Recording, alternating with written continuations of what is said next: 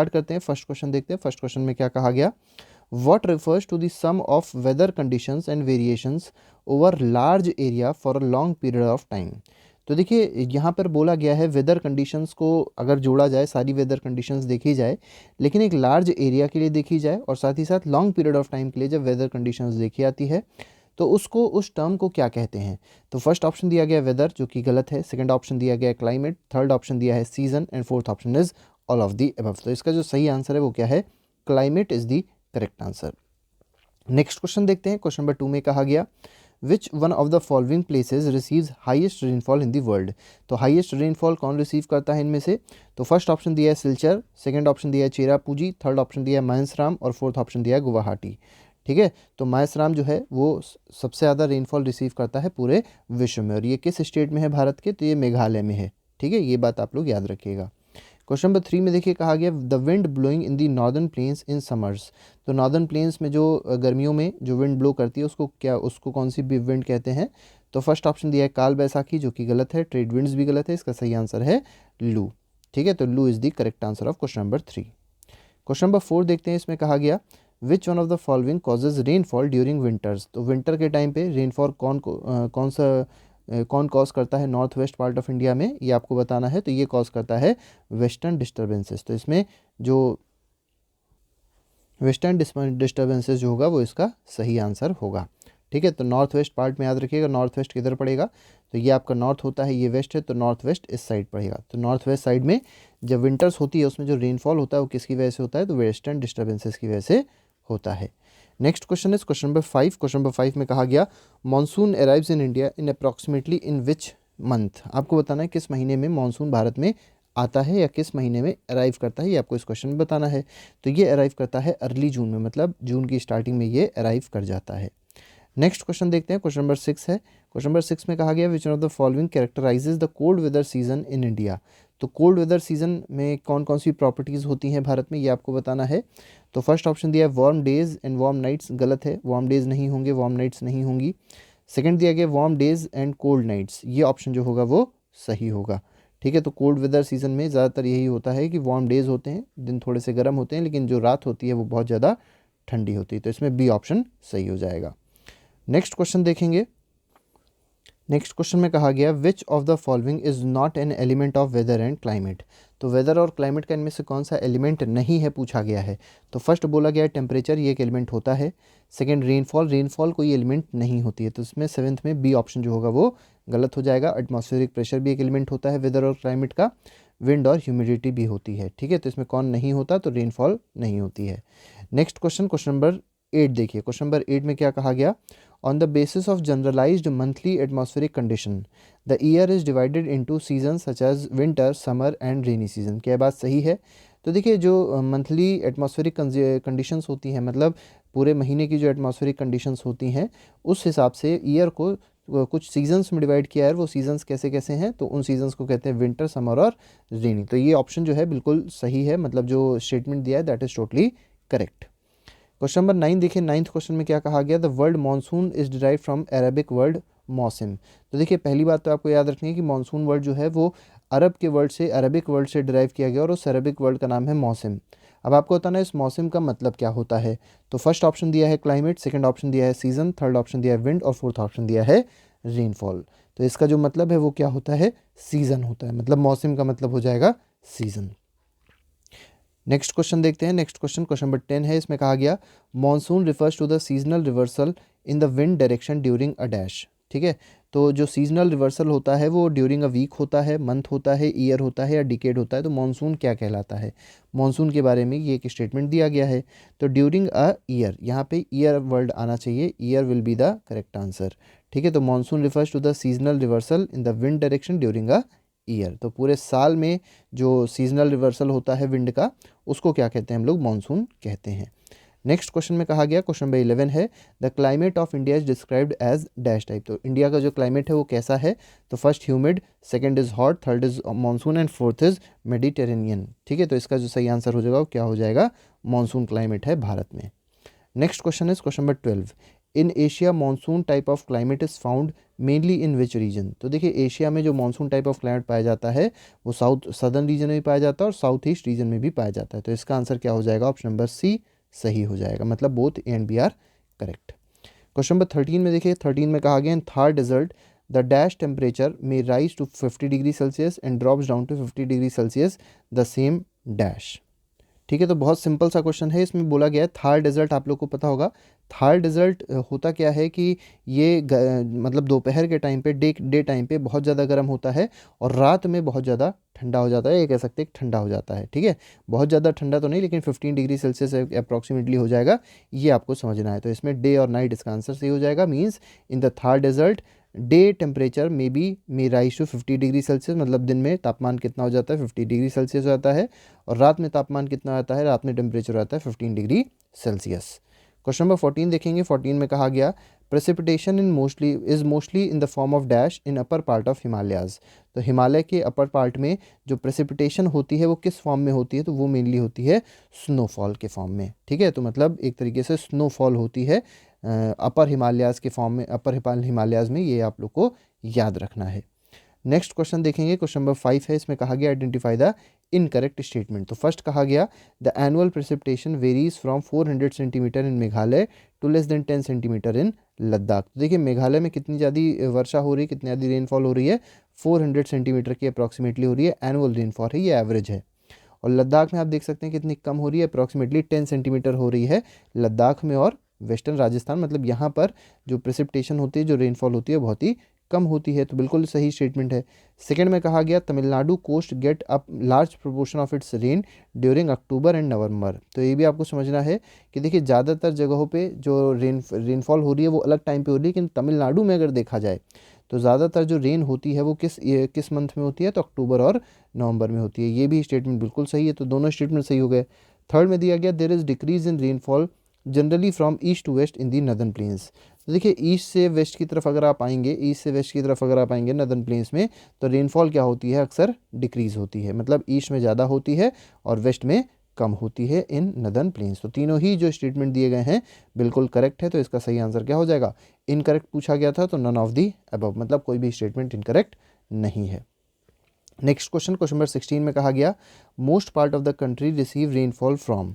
ठीक है, तो ज़्यादातर जो भारत का पार्ट है, भारत में ज़्यादातर जो रेनफॉल होती है वो किस मंथ में होती है, किस से किस मंथ में होती है, ये आपको इस क्वेश्चन में बताना है। तो फर्स्ट ऑप्शन दिया है जुलाई टू अगस्त, जुलाई टू अगस्त इसमें गलत ऑप्शन है। सेकंड बोला गया June to September, this is the correct answer. तो ज़्यादातर जो बरसात होती है हमारे भारत में वो कब होती है, जून से सितंबर में होती है। क्वेश्चन नंबर 17 में दिया गया असर्शन, सबसे पहले देख लेते हैं। तो देखिए इसमें दिया गया है air temperature generally decreases from equator towards the pole. तो देखिए इक्वेटर से अगर आप पोल की तरफ जा रहे हैं तो एयर का जो टेम्परेचर होता है वो अक्सर क्या होता है, वो डिक्रीज़ होता है। मतलब एयर अगर देखा जाए तो इक्वेटर पे गर्म होती है और पोल्स पे क्या होती है, ठंडी होती है। बिल्कुल सही स्टेटमेंट है, मतलब assertion is totally correct. Reason में कहा गया due to the curvature of earth the amount of solar energy received varies according to the latitude. तो ये भी आपका स्टेटमेंट जो है बिल्कुल सही है। तो असर्शन भी सही है, रीज़न भी सही है, और जो असर्शन का एक्सप्लेनेशन है वो रीज़न में दिया हुआ है। तो इसमें ए ऑप्शन जो होगा वो सही हो जाएगा। Means assertion and reason both are correct and reason is the correct explanation of assertion. Next question देखेंगे, क्वेश्चन नंबर 18 में क्या कहा गया, as one goes from surface of the earth to the higher altitude. तो देखिए surface of earth से जैसे जैसे हम लोग ऊपर जाएंगे, ऑल्टीट्यूड मतलब हाइट पे जाएंगे, एटमॉस्फेयर बिकम्स लेस डेंस। तो एटमॉस्फेयर की जो डेंसिटी होती है, एयर क्योंकि कम है, पार्टिकल्स कम है, तो वहाँ पे डेंसिटी एटमॉस्फेयर की क्या हो जाती है, कम हो जाती है। तो टेम्परेचर क्या हो जाएगा, ये आपसे इस क्वेश्चन में पूछा गया। तो जैसे जैसे हम लोग ऊपर जाते हैं टेम्परेचर क्या होता है, डिक्रीज होता है, मतलब ठंडा होता चला जाता है। नेक्स्ट क्वेश्चन, क्वेश्चन नंबर 19 है। 19 में कहा गया as the distance from the sea increases, जैसे जैसे हम लोग समुद्र से दूरी बढ़ाते हैं, इट्स मॉडरेटिंग इन्फ्लुएंस डिक्रीजेज। तो जो उसका मॉडरेटिंग इन्फ्लुएंस होता है, मॉडरेटिंग इन्फ्लुएंस का मतलब ये होता है कि बहुत ज़्यादा ना गर्मी, देखिए जो लोग सी के पास रहते हैं, जैसे जो भी कोस्टल स्टेट्स होते हैं उसमें ना बहुत ज़्यादा गर्मी होती है कभी, ना बहुत ज़्यादा ठंडक होती है कभी। लेकिन जैसे जैसे आप सी से दूर जाएंगे तो क्या होता है, जो मॉडरेटिंग इन्फ्लुएंस है, मॉडरेटिंग इन्फ्लुएंस का मतलब टेम्परेचर को मॉडरेट करने वाला जो इन्फ्लुएंस होता है वो डिक्रीज़ हो जाता है। And the people experience dash weather conditions, तो जो लोग होते हैं, जो सी से दूर लोग होते हैं, वो कैसे टेम्परेचर को, मतलब कैसी वेदर कंडीशंस को फील करते हैं, तो एक्सट्रीम वेदर कंडीशंस होती है, मतलब ठंडक होगी तो बहुत ज़्यादा होगी, गर्मी होगी तो भी बहुत ज़्यादा होगी। तो इसका आंसर हो जाएगा option number A. Next question, question number 20 देखिए, इसमें कहा गया कंडीशन ऑफ कॉन्टिनेंटली, ठीक है, कंडीशन ऑफ कॉन्टिनेंटैलिटी, ठीक है, कॉन्टिनेंटैलिटी लिखा हुआ है, the condition of continentality refers to very dash during summers and very dash during winters. तो इसमें अगर देखा जाए तो कॉन्टिनेंट तो कॉन्टिनेंटैलिटी की जो कंडीशन है, थोड़ा सा कन्फ्यूजन हो रहा है इसको बोलने में, तो सिंपल सा ही वर्ड है, बहुत ज़्यादा टफ नहीं है। तो कॉन्टिनेंटैलिटी की जो कंडीशन है वो क्या कहती है, ये आपसे इस क्वेश्चन में पूछा गया। तो जो समर्स होते हैं वो क्या होते हैं, हॉट होते हैं, बहुत ज़्यादा गर्म होंगे, और जो विंटर्स होते हैं बहुत ज़्यादा ठंडे होते हैं। तो इसमें सी ऑप्शन जो होगा वो सही हो जाएगा, means very hot during summers and very cold during winters. This is the condition of continentality. Next question, question number 21 देखेंगे, इसमें कहा गया आइडेंटिफाई द इनकरेक्ट स्टेटमेंट। आपको इनकरेक्ट स्टेटमेंट बताना है, इसमें कौन सा होगा। तो फर्स्ट दिया गया relief plays a major role in determining the climate of a place, ठीक है, रिलीफ का मतलब होता है माउंटेन्स, प्लेट्यूज के, ये मेजर रोल प्ले करते हैं क्लाइमेट को डिसाइड करने में किसी प्लेस में, बिल्कुल सही है, प्ले करते हैं। सेकंड कहा गया high mountains acts as barriers for cold और हॉट विंड्स, तो ये भी स्टेटमेंट बिल्कुल सही है। जो बहुत बड़े बड़े माउंटेन्स होते हैं जैसे हिमालय है, तो वो एक बैरियर की तरह बिहेव करते हैं कोल्ड और हॉट विंड्स को आने के लिए, ठीक है, मतलब वो आने से रोकते हैं। नेक्स्ट कहा गया, नेक्स्ट क्वेश्चन में, नेक्स्ट पार्ट में कहा गया दे मे ऑल्सो कॉज प्रेसिपिटेशन, ठीक है, और ये कहीं ना कहीं प्रेसिपिटेशन भी कॉज करते हैं if they are high enough and lie in the path of rain bearing winds, ठीक है, तो रेन बियरिंग विंड्स अगर आती हैं तो उनके पाथ में ये एक बाधा बनते हैं और उस वजह से प्रेसिपिटेशन भी होती है। तो ये तीनों स्टेटमेंट आपके बिल्कुल सही हैं। फोर्थ में कहा गया the leeward side of mountain remain relatively wet, तो रिलेटिवली वेट नहीं रहते, रिलेटिवली ड्राई रहते हैं। तो लीवर्ड साइड जो होता है वो हमेशा क्या होता है, ड्राई होता है, ये चीज़ आप लोग याद रखिएगा। तो इसमें डी ऑप्शन जो है that will be incorrect. Question number 22 में कहा गया which of the following passes through the middle of the country from Rann of Kutch to the west in the west to the Mizoram in the east. तो आपको बताना है कौन सा ऐसा पास है, ठीक है, मतलब कौन सा ऐसी लाइन है जो जो पास होती है किससे, रन ऑफ कच्छ और मिज़ोरम को जो कनेक्ट करती है, ऐसे आप लोग कह सकते हैं। तो जो भारत है उसको ट्रॉपिक ऑफ कैंसर इस तरीके से डिवाइड करती है, मिडिल से डिवाइड करती है, और साथ ही साथ वो रन ऑफ कच्छ से भी निकलती है और मिज़ोरम से भी टच होके निकलती है। नेक्स्ट क्वेश्चन में कहा गया India has mountains to the north which have an average height of about. तो देखिए आपको बताना है इंडिया में जो नॉर्थ में माउंटेन्स है जैसे हिमालय है, उसकी जो एवरेज हाइट है, उन माउंटेन्स की जो एवरेज हाइट है, एक हिमालय की नहीं पूछी आ रही है, सारे माउंटेन्स की जो एवरेज हाइट है जो कि नॉर्थ में है, वो आपको एवरेज हाइट बतानी है कितनी है। तो 400 गलत है, 500 गलत है, इसका सही आंसर है 6000 मीटर। तो 4000 गलत है, 5000 भी गलत है, इसका सही आंसर क्या है, 6000 metre is the correct answer. और माउंट एवरेस्ट की याद रखिएगा, जो हाइट है 8848 मीटर्स है, और ये विश्व का सबसे ऊंचा माउंटेन है, आप कह सकते हैं। और ये कहाँ पर सिचुएटेड है, तो ये नेपाल में है। नेक्स्ट क्वेश्चन पे आते हैं, क्वेश्चन नंबर 24 देखते हैं। 24 में कहा गया India also has a vast coastal area where the maximum elevation is about. तो कोस्टल एरिया बहुत बड़ा है भारत का, आपको बताना है कोस्टल एरिया में जो मैक्सिमम एलिवेशन है वो कितना है अप्रॉक्सीमेटली। तो ये अप्रॉक्सीमेटली है 30 मीटर का। नेक्स्ट क्वेश्चन पे आएंगे, क्वेश्चन नंबर 25 देखेंगे, इसमें फिर से असर्शन रीजनिंग बेस्ड क्वेश्चन कहा गया।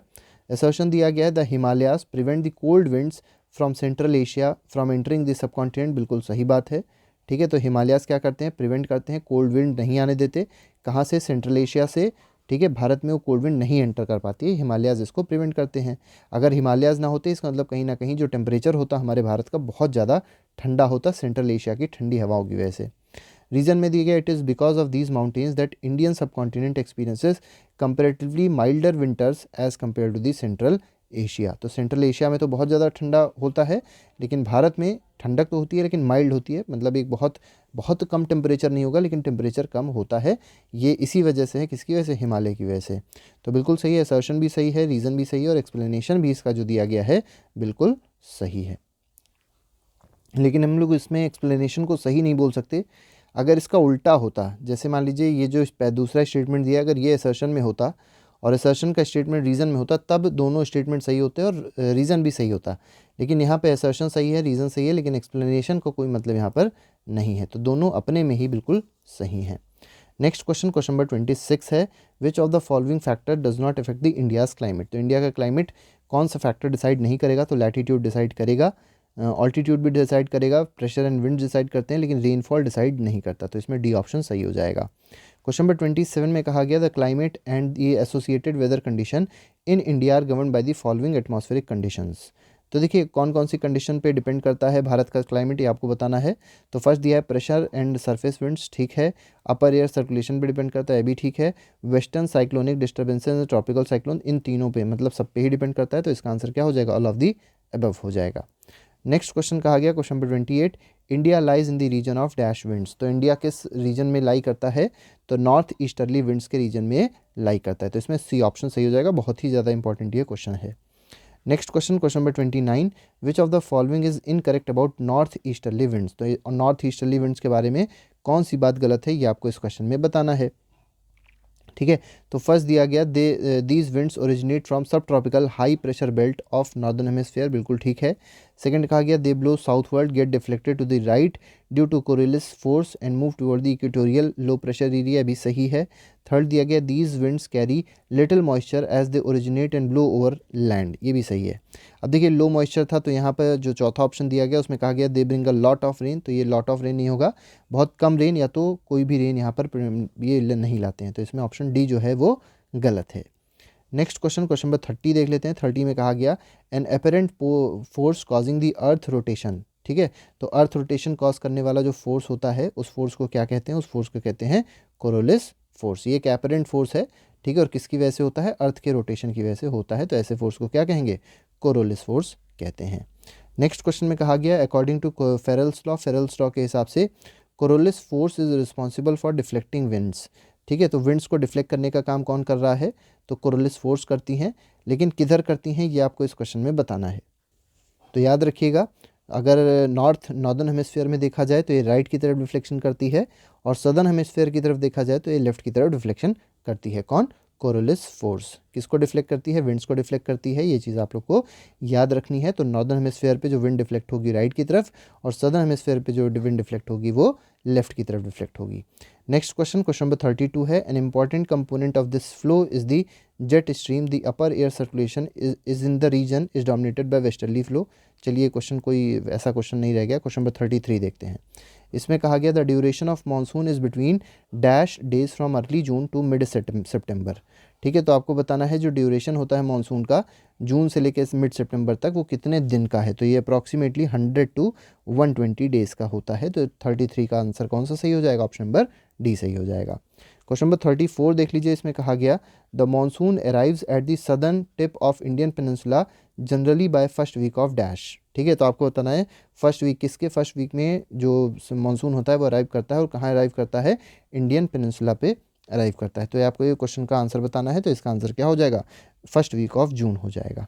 नेक्स्ट क्वेश्चन पे आते हैं। नेक्स्ट क्वेश्चन 35 है, Delhi receives the monsoon showers from the bay of Bengal branch by the end of. तो देखिए दिल्ली में क्या होता है कि जो मानसून के शावर्स होते हैं वो बे ऑफ बंगाल ब्रांच से आते हैं, लेकिन किसके एंड में, मतलब किस मंथ के एंड में आते हैं ये इस क्वेश्चन में, तो ये आते हैं जून मंथ के एंड में, ठीक है। और कहाँ से आते हैं, बे ऑफ बंगाल ब्रांच से आते हैं। नेक्स्ट क्वेश्चन, क्वेश्चन नंबर 36 है, the withdrawal of monsoon begins in north western states of India by early, ठीक है। तो जो विड्रॉल होता है मतलब मानसून एंड हो रहा होता है नॉर्थ वेस्ट स्टेट से, वो किस मंथ में एंड हो रहा होता है ये आपको इस क्वेश्चन में बताना है।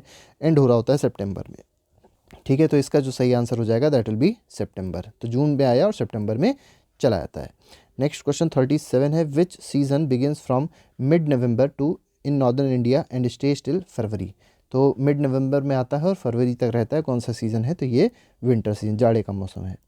नेक्स्ट क्वेश्चन, क्वेश्चन नंबर 38 है, the total amount of winter rainfall locally known as Mahawat, ठीक है। तो यहाँ पर देखिए एक विंटर रेनफॉल के बारे में बात करी गई है जिसका नाम क्या है, महावत है, ठीक है। Is small, they are of immense importance for the cultivation of dash crops. तो किस क्रॉप के लिए महावत रेनफॉल सबसे ज़्यादा इंपॉर्टेंट है, तो ये रबी क्रॉप के लिए बहुत ज़्यादा इंपॉर्टेंट होती है। तो इसका आंसर हो जाएगा option number A. Next question, question number 39 है, from March to May which weather season is observed in India. तो मार्च से मई तक अगर देखा जाए तो कौन सा वेदर सीजन होता है, तो हॉट वेदर, गर्मियाँ होती हैं इस बीच में। तो इसमें ए ऑप्शन जो होगा वो सही हो जाएगा। नेक्स्ट क्वेश्चन, क्वेश्चन नंबर 40 देखिए। 40 में कहा गया लू is the strong gusty hot dry winds blowing during the day over the north and north western India, बिल्कुल सही स्टेटमेंट दिया गया है। तो लू क्या होती है, लू बहुत ही ज़्यादा गर्म हवा होती है, मतलब सूखी हवा होती है, इसमें कोई भी मॉइस्चर नहीं होता, ठीक है। और ये पूरे दिन भर ब्लो करती है कहाँ पे, नॉर्थ और नॉर्थ वेस्ट इंडिया में, मतलब ऊपर की ओर और साथ ही साथ नॉर्थ वेस्ट मतलब ये वाले पार्ट में। Next question is question number 41, dust storms are most common during the month of dash in northern India. तो नॉर्दर्न इंडिया में जो डस्ट स्टॉर्म्स आ रहे थे जिसको लू कहा गया, तो ये किस महीने में मेनली आते हैं, ये आपको इस क्वेश्चन में बताना है। तो ये आते हैं मेनली मई मंथ में, ठीक है, तो मई में ऐसा होता है। क्वेश्चन नंबर 42 में कहा गया मानसराम की बात करी गई है, ये सदर्न रेंज में है, किसके सदर्न रेंज में है, किस हिल के साउथ में पाया जाता है, ये आपको बताना है।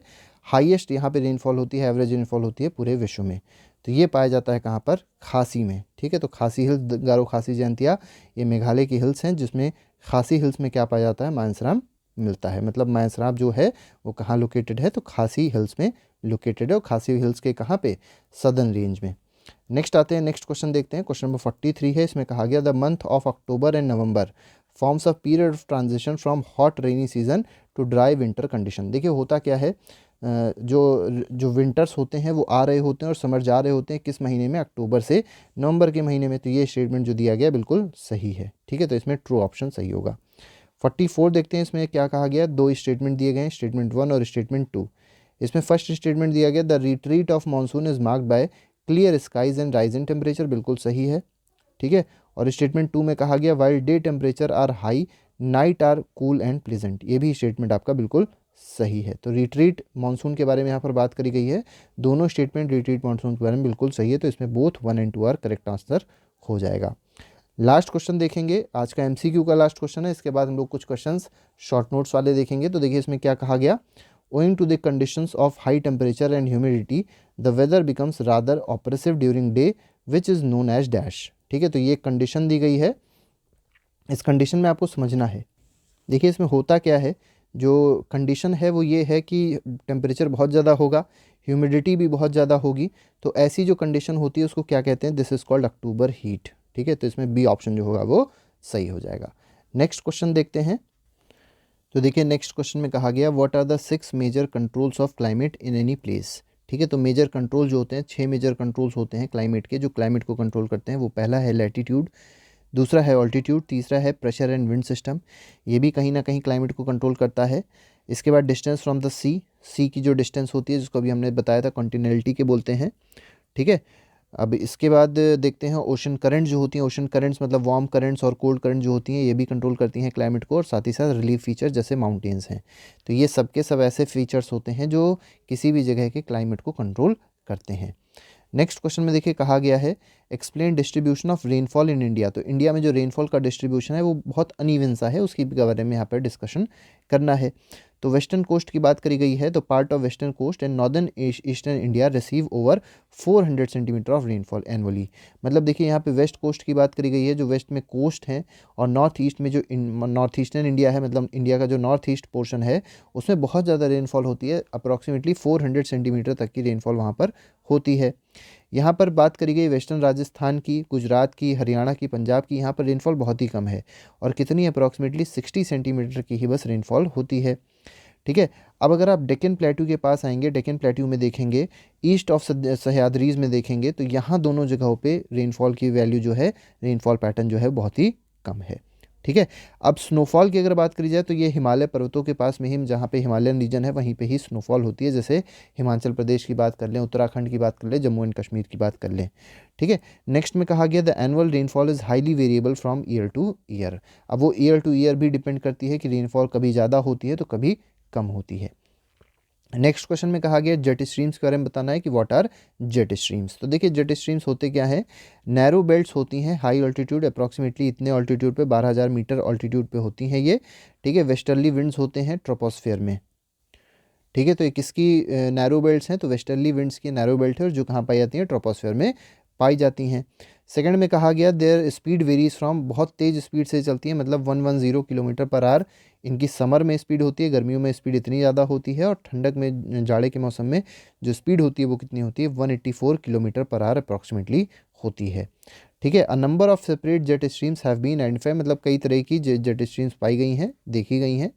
नेक्स्ट में कहा गया है the most constant of the mid latitude, the most जो सबसे ज़्यादा कांस्टेंट टाइप की जेट स्ट्रीम्स है वो मिड लैटिट्यूड की और सब ट्रॉपिकल जेट स्ट्रीम्स हैं। ठीक है, तो सबसे ज़्यादा कांस्टेंट टाइप मतलब जो हमेशा ही देखी आती हैं और वो कांस्टेंट है मतलब वो हमेशा ही पाई जाएंगी, तो वो मिड लैटिट्यूड की जेट स्ट्रीम्स हैं और सब ट्रॉपिकल जेट स्ट्रीम्स हैं। नेक्स्ट में कहा गया identify the correct statement about western cyclonic disturbances. तो देखिए यहाँ पर वेस्टर्न साइक्लोनिक डिस्टर्बेंसेस के बारे में 4 पॉइंट दिए गए हैं, इनको आप लोग पढ़ लीजिए। ये बिल्कुल सही पॉइंट्स हैं, इनमें कोई चीज़ गलत नहीं है। जैसे फर्स्ट में कहा गया western cyclonic disturbances are weather phenomena of winter month brought by westerly flow from Mediterranean region. Second में कहा गया they usually influence the weather of north and north western region of India. ये याद रखिएगा, western cyclonic western disturbances हैं, ये कौन कौन से रीजन को मेनली इन्फ्लुएंस करते हैं, तो नॉर्दर्न इंडिया को और नॉर्थ वेस्टर्न रीजन इंडिया के इन्फ्लुएंस करते हैं। ठीक है, tropical cyclones occur during the monsoon as well as in the October November are the part of easterly flow. ठीक है, these disturbances affect the coastal region of the country. यहाँ पर mechanism बोला गया है, मानसून का मैकेनिज्म यहाँ पर बताया गया है, तो आप लोग मैकेनिज्म के बारे में थोड़ा सा देख लीजिए। हमने क्या किया है, जो मेन मेन पॉइंट्स हैं उनको देखिए बोल्ड भी कर दिया है, तो बोल्ड वाली चीज़ों को आप लोग ठीक से समझ लीजिएगा, पढ़ लीजिए, आपको एक बार में आसानी से समझ में आ जाएगी। जैसे यहाँ पे सबसे पहला पॉइंट दिया गया डिफरेंशियल हीटिंग होती है लैंड और वाटर की, उसकी वजह से मानसून आता है। ठीक है, इंटर ट्रॉपिकल कन्वर्जेंस जोन की बात करी गई है। थर्ड में बात करी गई हाई प्रेशर एरिया की, ईस्ट ऑफ मेडागास्कर की बात करी गई है। टिबेटियन प्लेट्यू की बात करी गई है, जो कि बहुत ज़्यादा हीटअप हो जाता है समर में, इसकी वजह से भी कहीं ना कहीं मानसून आता है। और लास्ट में वेस्टर्ली जेट स्ट्रीम की बात करी गई है, तो वो सब चीज़ें कहीं ना कहीं मानसून को कॉज करने में मदद करती हैं। तो ये हमारे पास कुछ क्वेश्चंस थे जो अभी हम लोग ने डिस्कस किए। बाकी के जो MCQs हैं, जो क्वेश्चंस हैं, वो हम लोग पहले से ही प्लेलिस्ट में डाल दिए हैं, आप लोग देख सकते हैं उसको। अभी के लिए फ़िलहाल इतना ही, बाकी के जितने भी चैप्टर्स बचे हुए हैं उसके MCQs बहुत जल्द ही आपके सामने आते रहेंगे। ठीक है, till then thank you very much, goodbye, जय हिंद।